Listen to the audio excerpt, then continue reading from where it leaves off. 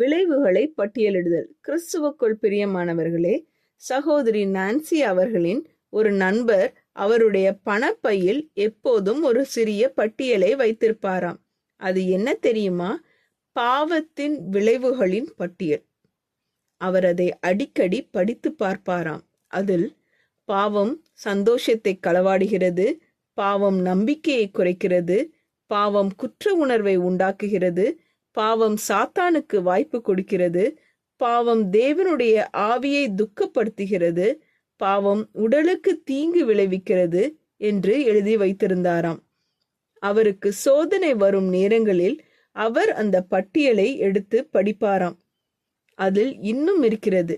பாவம் உள்ளுக்குள் வேதனையை உண்டாக்குகிறது, பாவம் தேவனுடைய இருதயத்தை புண்படுத்துகிறது, பாவம் இன்னும் பல பாவங்களுக்கு கதவை திறக்கிறது, பாவம் பயத்தை உருவாக்குகிறது, பாவம் மனிதனை அடிமையாக்குகிறது.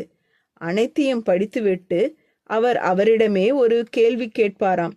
இந்த விலையை நான் உண்மையிலேயே செலுத்த விரும்புகிறேனா? இந்த விலையை என்னால் செலுத்த முடியுமா? பிரியமானவர்களே, நீங்களும் இப்படிப்பட்ட ஒரு பட்டியலை உருவாக்கலாம். அடுத்த முறை சோதனை வரும்போது பாவத்துக்கு இடம் கொடுக்கும் முன் அதை படித்து பாருங்கள். ஜெபம் செய்வோம்.